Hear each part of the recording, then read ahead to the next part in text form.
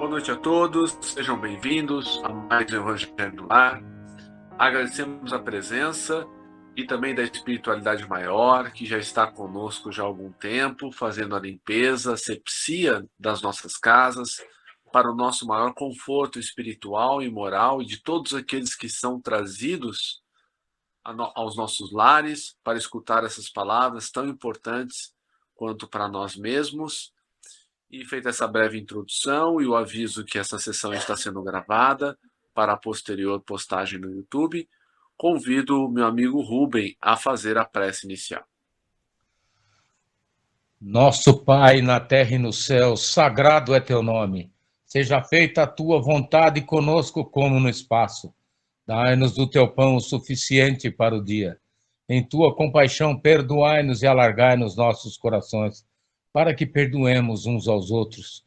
Guia-nos para ti, Senhor, e dá-nos tuas mãos em nossas trevas, pois teu é o reino e em ti estão nosso poder e realização. Amém. Rogamos ao Senhor Deus Todo-Poderoso enviar-nos bons espíritos para nos assistirem, afastar aqueles que possam induzir-nos ao erro e dar-nos a luz necessária para distinguirmos a verdade da impostura. Afastai também os espíritos malfazejos, encarnados ou desencarnados, que poderiam tentar lançar a desunião entre nós e, com isso, desviar-nos da caridade e do amor ao próximo. Se alguns procurarem penetrar nesse recinto, fazei que não encontrem acesso em nossos corações. Bons espíritos, que vos dignais vir instruir-nos, tornai-nos dóceis aos vossos conselhos, afastai-nos de todo pensamento egoísta, de orgulho, de inveja e de ciúmes. Inspira-nos a indulgência e a benevolência para com os nossos semelhantes presentes ou ausentes, amigos ou inimigos. Fazei, enfim, que pelos sentimentos que nos animarem, possamos reconhecer a vossa salutar influência. Dai aos médiuns que encarregardes de nos transmitir os vossos ensinamentos a consciência da santidade do mandato que lhes é confiado e da gravidade do ato que vão praticar, a fim de que o façam com o fervor e o recolhimento necessários. Se estiverem entre nós pessoas que foram atraídas por outros sentimentos, que não o do bem, abre os seus olhos à luz, Senhor, e perdoai-as como nós as perdoamos, se vieram com intenções malfazejas. Pedimos especialmente aos sagrados Espíritos da Luz, aos nossos guias espirituais, para nos assistirem e velarem por nós neste ato, assim seja. Que assim seja, graças a Deus. Evangelho segundo o Espiritismo ou Livro dos Espíritos? Eu gostaria de escolher hoje, se possível. Por favor, pode escolher qual o livro e também, se você quiser sortear, também fica à vontade. Evangelho segundo o Espiritismo, página 125. Perfeito.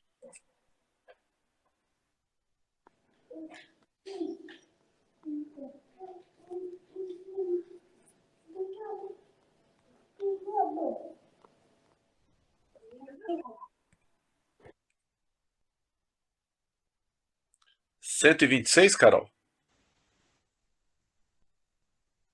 125.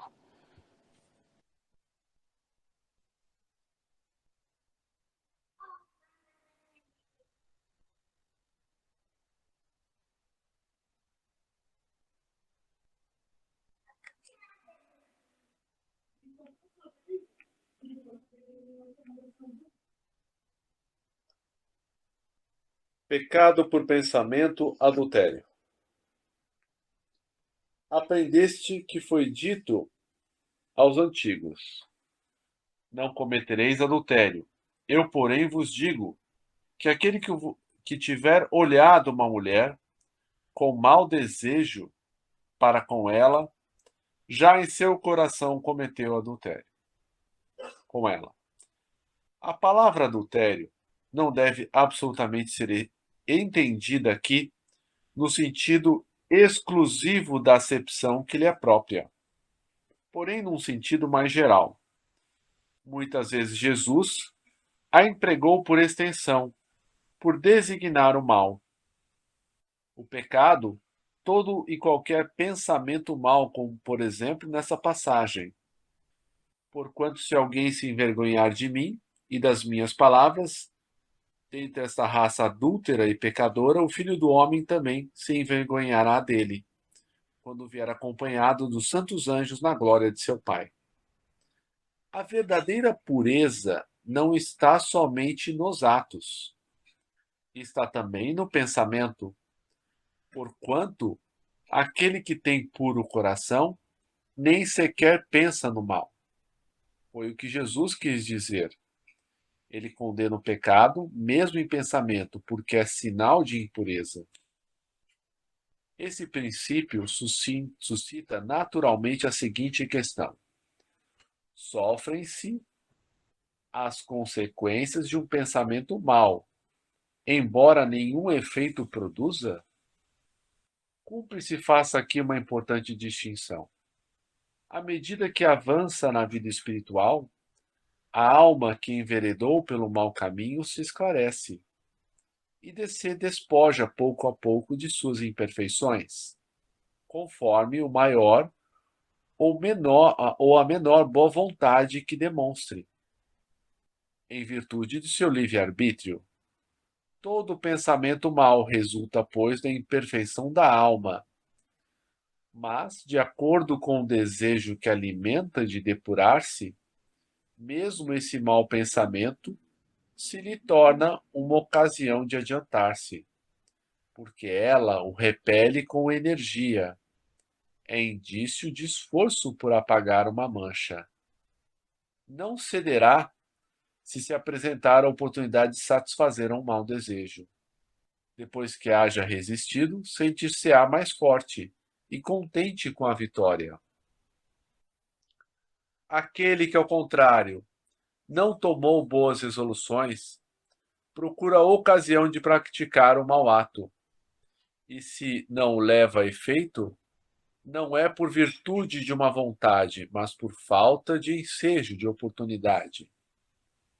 É, pois, tão culpada quanto seria se o cometesse. Em resumo, naquele que nem sequer concebe a ideia de mal, já há progresso realizado. Naquele a quem essa ideia acode, mas que a repele, há progresso em vias de realizar-se. Naquele, finalmente, que pensa no mal e nesse pensamento se compraz, agora não, filha, só um pouquinho, e o mal ainda existe na plenitude da sua força. Num trabalho está feito, no outro está por fazer-se. Deus, que é justo, leva em conta todas essas gradações na responsabilidade dos atos e do pensamento do homem. Comentários? Fred, lembrando um trecho do Sermão da Montanha, né?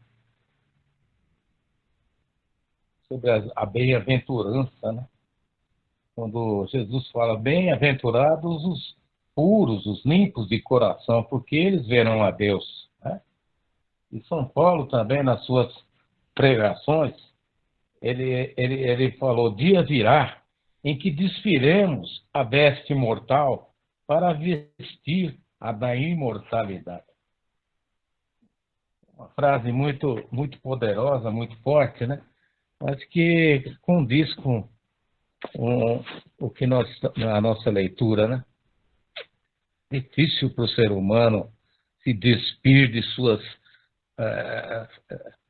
inclinações, né? As más inclinações. Mas é um objetivo que nós temos. E para isso também nos foi ensinado, né? Quando tivermos maus pensamentos, usarmos da prece, né? O orai e vigiai, né? A força da prece, que podem nos livrar dessas questões aí que tanto afetam, né, o psiquismo humano. E também as consequências, né, dos atos praticados aí que levam à infelicidade das famílias, né? Mortes, crimes, né? Tantas coisas danosas aí que a história nos ensina, né? Por, pelo fato dessas traições e adultérios, esses problemas todos decorrentes, né? Orar e vigiar. Esse é o principal princípio, né? Obrigado. Muito bem colocado, Rubem. Em uma das obras de André Luiz, né, o instrutor, né, esclarece a André Luiz que o pecado já está no pensamento, porque o nosso pensamento, estejamos encarnados ou desencarnados, emite como se fosse uma secreção. Quanto pior o pensamento, pior a secreção. Chega até um mau cheiro, né, no plano espiritual. Então, só de cobiçar, né, a mulher ou o homem do próximo, né, só do desejo, já existe um mau pensamento. E esse mau pensamento, né, mostra uma impureza da nossa alma, né, ainda que não tenhamos nem olhado, né? O fato, né, daquele desejo. Mas se a gente fala assim, mas eu só achei bonito e olhei. Tudo bem. Agora, se temos aquele desejo, né, aquele impulso, ainda que em pensamento, já estamos poluindo o ambiente em que estamos. É claro que Jesus, né, já tinha consciência da nossa inferioridade ainda maior naqueles tempos. Mas ele, como médico de almas, não poderia deixar de apontar, né, que o pensamento também pode ser objeto de pecado. E se o nosso objetivo aqui na Terra, nas nossas sucessivas reencarnações, é progredir até a perfeição, ainda que não possamos atingir esse objetivo de não pensar, de não desejar, pelo menos a gente possa ter isso como meta, né? Tem aquele ditado, né? Você mira na lua, né? Aí você erra, fica entre as estrelas, né? Se você mirar no céu, você vai acertar no chão, né? Então a gente tem que procurar, né? Quando o pensamento vir, né? A gente dispensar, né? Isso não me pertence. Um dia não mais me pertencerá, né?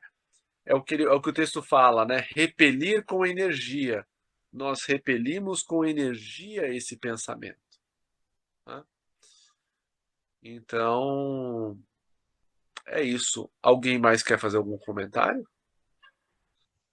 Certo, Fred. Você sabe que se a força do pensamento do ser humano, ele emite, né, um magnetismo. É como se fosse uma flecha lançada, né? Se ele for muito repetitivo e do outro lado houver alguma recepção, a pessoa também estiver numa mesma sintonia com o emissor, né, o receptor, eu digo, é, há, há o perigo de também o receptor ser influenciado negativamente, né, e passar a vibrar no mesmo padrão. E com isso acarretar aí essas traições, né, esses encontros, né, maliciosos aí, não é? Que tanto causam dissabores aí às famílias, às próprias pessoas e à própria sociedade como um todo. Obrigado. É por isso que, né, a pornografia, né, é um vício também, porque você tudo aquilo que você está vendo, que você está gostando, você está emitindo aqueles pensamentos, aquelas ondas. Então, não é algo, não é algo positivo, né? Jesus sempre foi prático, né? Antes de conhecer o Espiritismo, né, eu achava que essa parte era muito piegas, muito, nossa, você é metido a santo, mas não é. Jesus era extremamente prático, porque ele sabia, né, como os vícios nos dificultam o progresso. Então, a nossa caminhada é contra os vícios. Quais? Todos. É claro que tem um termo que diz assim, né, em inglês, né? Você tem que escolher as suas batalhas, né? É claro que nós temos vícios muito mais arraigados do que outros. Então, a gente tem que escolher qual a gente vai atacar primeiro, de uma maneira mais incisiva, mais forte. E gradualmente enfraquecendo os demais, né? É como se a nossa alma fosse um jardim, né? Que lá tem diversos tipos de ervas daninhas.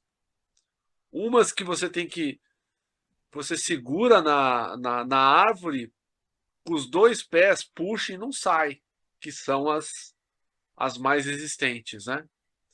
E as outras que são, são arbustos menores, que dá trabalho para puxar, mas é possível.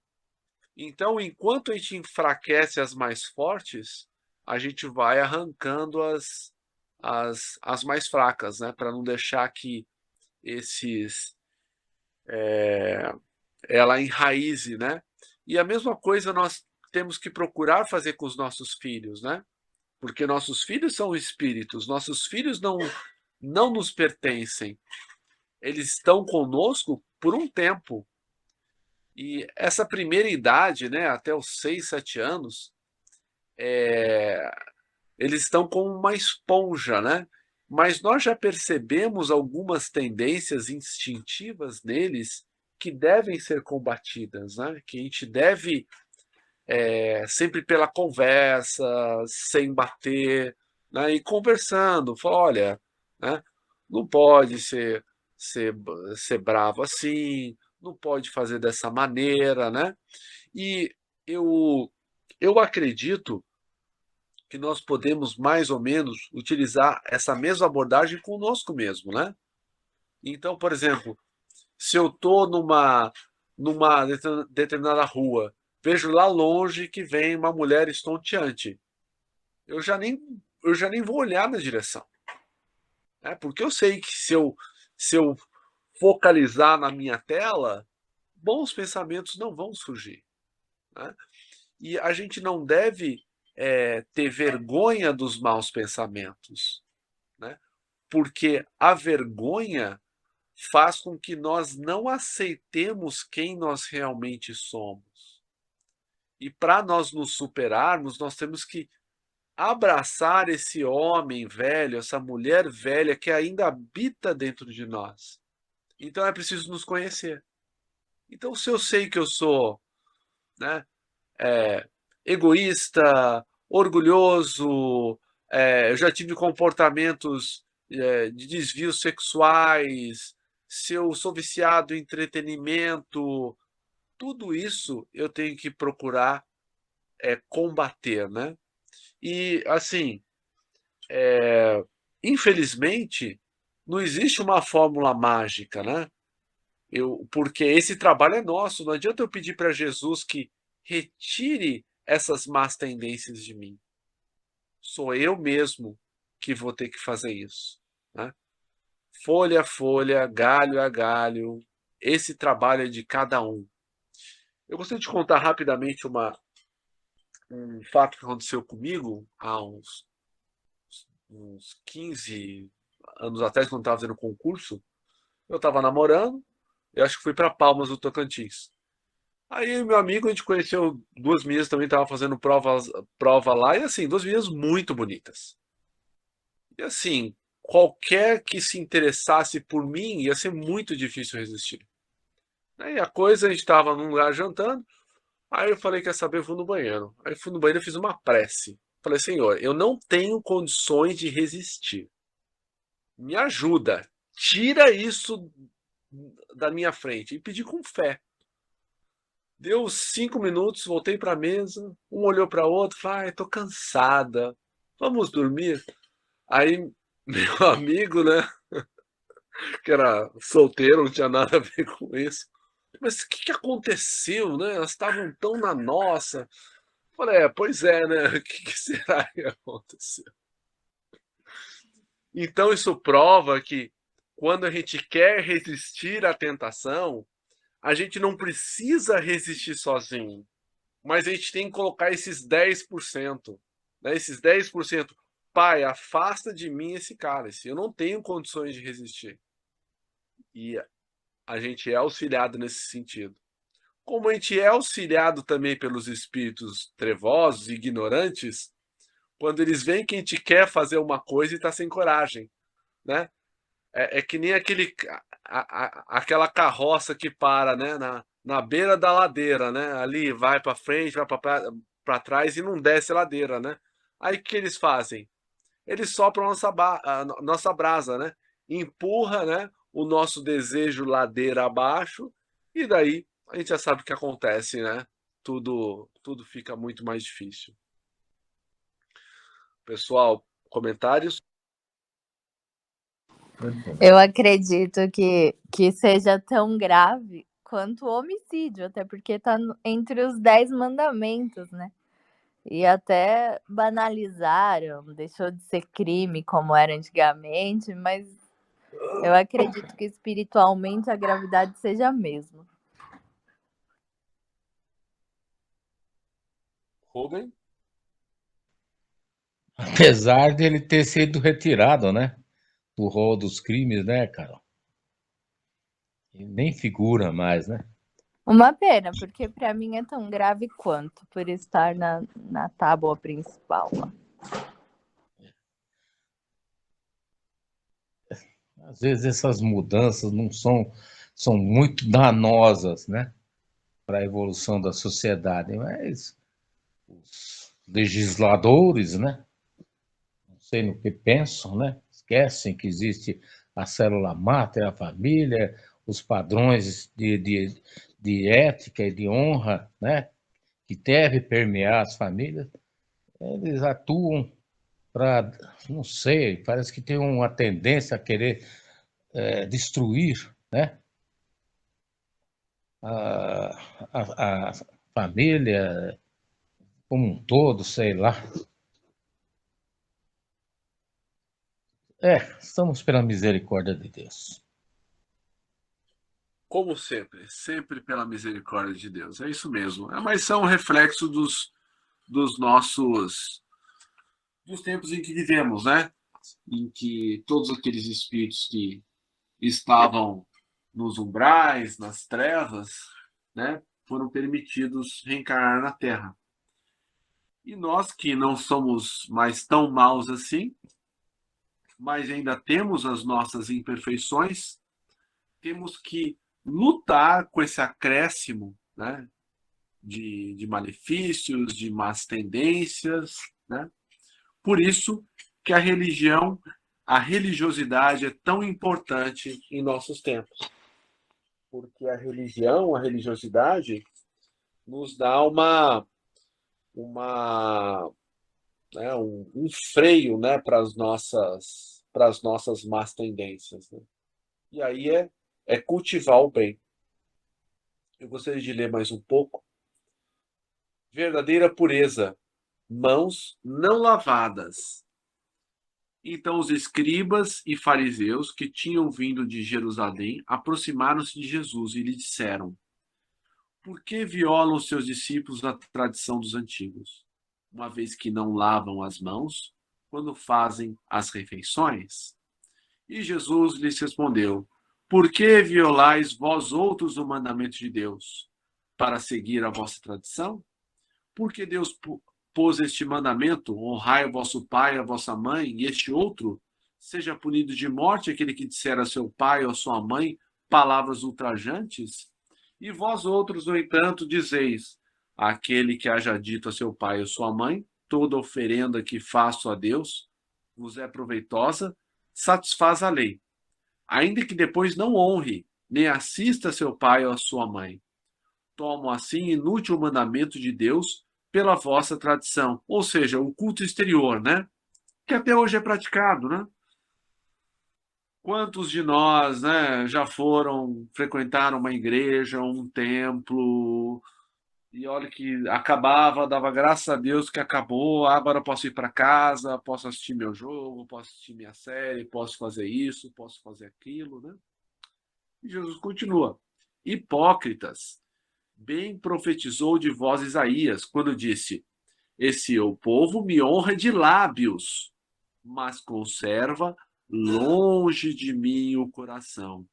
E é em vão que me honram ensinando máximas e ordenações humanas, que peço licença aqui, que não praticam. Depois, tendo chamado o povo, disse: olha como Jesus foi muito claro aqui, não é preciso nem interpretar. Escutai e compreendei bem isso. Não é o que entra na boca que macula o homem. O que sai da boca do homem é que o macula. O que sai da boca procede do coração, e é o que torna impuro o homem, porquanto do coração é que partem os maus pensamentos, os assassínios, os adultérios, as fornicações, os latrocínios, os falsos testemunhos, as blasfêmias e as maledicências. Ou seja, né, Jesus estava levando uma dura, né, que ninguém tinha se lavado, tal, e, né, falou: não, mas ele poderia ter dito, né, não, o mais pode acontecer é dar uma diarreia no caboclo, mas vai ficar bem. Agora, o que sai da boca é que é o problema, né? Essas são as coisas que tornam impuro o homem. O comer sem haver lavado as mãos não é o que o torna impuro. Então, aproximando-se dele, disseram-lhe seus discípulos: sabeis que, ouvindo o que acabei de dizer, os fariseus se escandalizaram? Ele, porém, respondeu: arrancada será toda a planta que meu Pai Celestial não plantou. Deixai-os. São cegos que conduzem cegos, e se um cego conduz outro, caem ambos no fosso. Enquanto ele falava, um fariseu lhe pedia que fosse jantar em sua companhia. E Jesus foi e sentou-se à mesa. O fariseu entrou, então, a dizer consigo mesmo: por que não lavou ele as mãos antes de jantar? Disse-lhe, porém: ó Senhor, vós outros fariseus, pondes grande cuidado em limpar o exterior do copo e do prato. Entretanto, o interior dos vossos corações está cheio de rapinas e de iniquidades. Insensato que sois! Aquele que fez o exterior não é o que faz também o interior? Os judeus haviam desprezado os verdadeiros mandamentos de Deus para se aferrarem à prática dos regulamentos que o homem tinha estatuído, e da rígida observância desses regulamentos faziam casos de consciência. A substância, muito simples, acabara por desaparecer debaixo da complicação da forma. Como fosse muito mais fácil praticar atos exteriores do que se reformar moralmente, lavar as mãos do que expurgar o coração.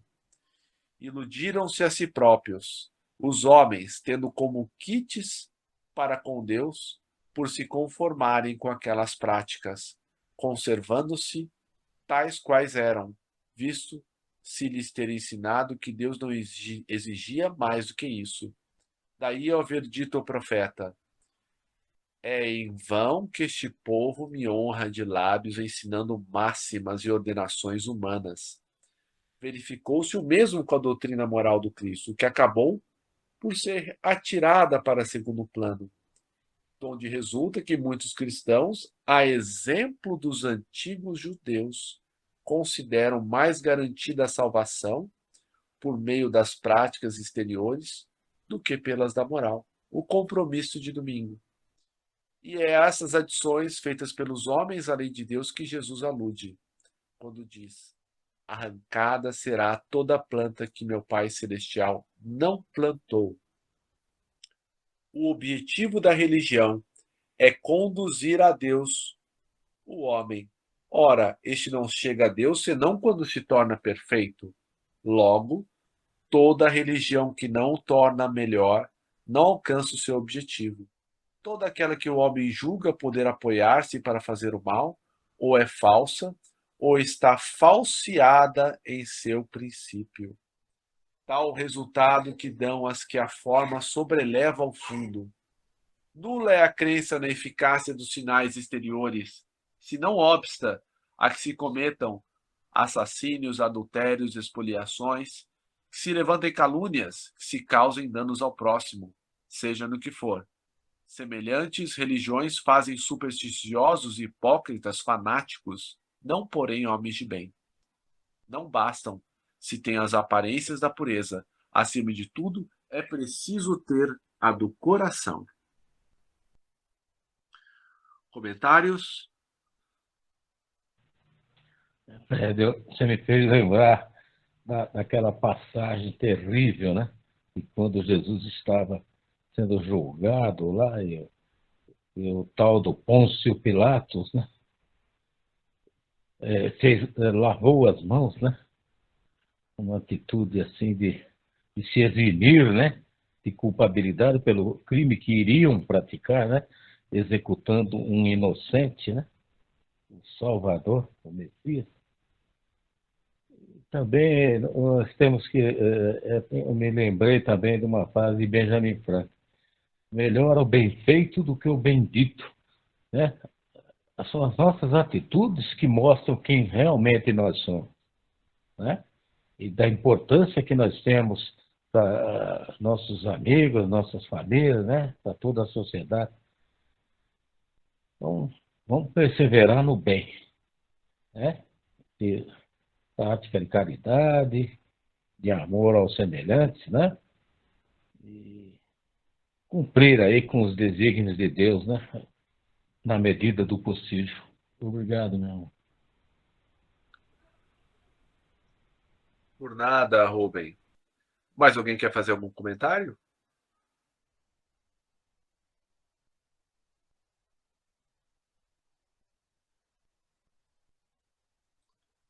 É interessante que às vezes a gente peca por querer fazer o melhor possível.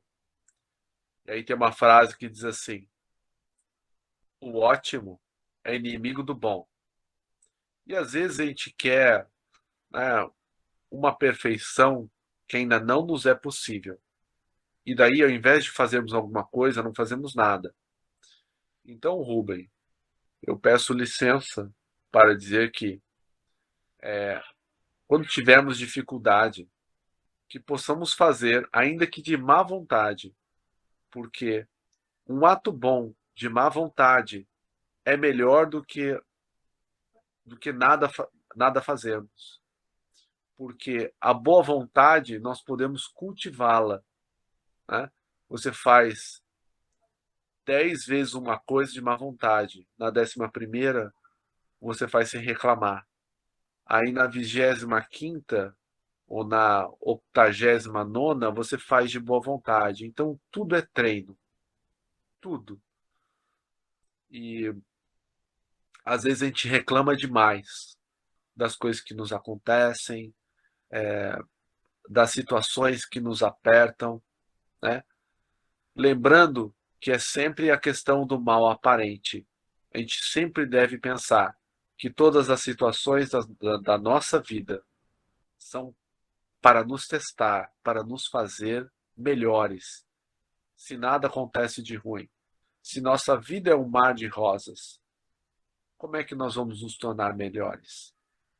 Nós tendemos a ficar no mesmo ponto, se nada nos empurra para frente.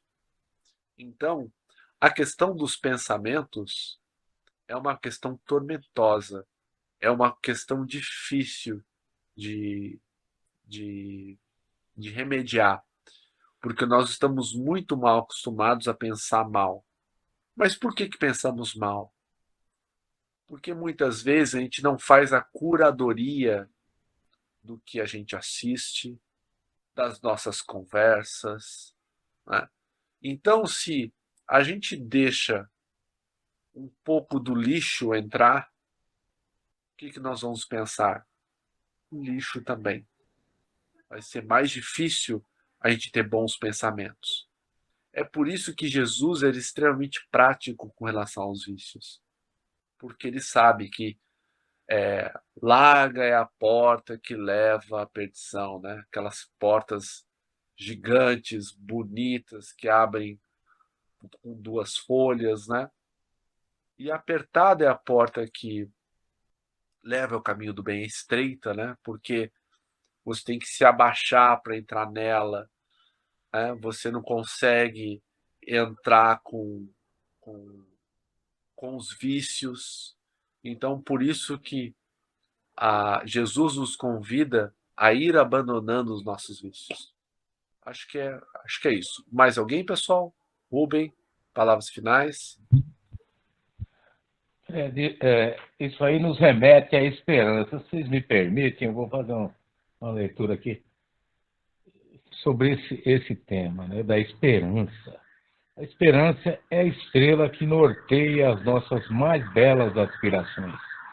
É a estrela que ilumina a noite tenebrosa da vida e nos faz vislumbrar a instância de salvamento. A vida na Terra é um caminho que nos conduz às paragens luminosas da vida eterna. Não é um repouso, mas uma preparação para o repouso. Obrigado. Por nada. Vamos agora, então, elevar os nossos pensamentos a Jesus, agradecendo o momento presente por estarmos juntos aqui em seu nome. E ele prometeu que onde estivessem reunidos em seu nome, ali ele estaria, e aqui ele está, representado por toda essa espiritualidade maravilhosa que está em nossas casas, e que possamos pedir a ele que ampare, né, todos os nossos irmãos desencarnados que estão em sofrimento, principalmente aqueles que saíram da vida física pela porta do suicídio, como a Verena, o Elias, a Juliana, o Alain, o Bruno e tantos outros, que eles possam ser amparados e eles possam receber essas preces e essas vibrações. Vivemos também pelos nossos irmãos encarnados que estão em dificuldades, que estão com a ideação suicida, que mãos amigas possam se acercar deles, dando-lhes fé no futuro, que toda dificuldade é temporária. Peçamos a Jesus também que ilumine os nossos governantes, as nossas autoridades, os líderes mundiais, que todos esses homens e mulheres tocados pelo alto possam restabelecer a paz, mantê-la e fazer o melhor que podem pelos que mais precisam. Viveremos ainda por todos os focos de luz espalhados pelo planeta, aqui representados pelos centros espíritas, templos, igrejas, seitas de quaisquer natureza, que professem o bem e a caridade. E, por fim, peçamos a Jesus que nos fortaleça no caminho do bem, para que possamos adquirir a bravura da alma que o Evangelho nos chama, que possamos dominar as nossas ações, as nossas palavras, os nossos pensamentos, fazendo a nossa pequena parte na construção do reino de regeneração que Jesus nos prometeu, mas que começa do coração de cada um de nós. Carol, se você puder fazer a prece Mahikari, depois o Rubem faz a prece final. Obrigado. Sim. Gokubi jitsu gengen shikai takama harani gamuta mahi moe masu kamurogi kamuromi no mijikara mochite bansei to ito no miyoya kamuamatsu suno mahikari o mikami Harahido no kamutachi moro no sakagoto tamahi no chuchumi kigari obama ikari mote harahi kiyome misogi tamaite kami no kono chikara yomigaerase tamae to mosu koto no yoshio kashikomi momausu miyoyamoto suma hikari yomikami mamori tamae sakihai tamae Yamato Sumai Kariyomika Amari Tamae Sakihai Tamae Kannagara Tamahi Chihai Mase Kannagara Tamahi Chihai Mase. Agradecemos aos bons espíritos que vieram comunicar-se conosco. Pedimos que nos ajudem a pôr em prática as instruções que nos deram e façam que cada um de nós, ao sair daqui, esteja fortificado na prática do bem e do amor ao próximo. Desejamos igualmente que essas lições sejam proveitosas para os espíritos sofredores, ignorantes ou viciosos, que puderam assistir a esta reunião e para os quais suplicamos a misericórdia de Deus. Boa noite a todos. Uma boa noite a todos. Boa noite. Boa noite, boa noite.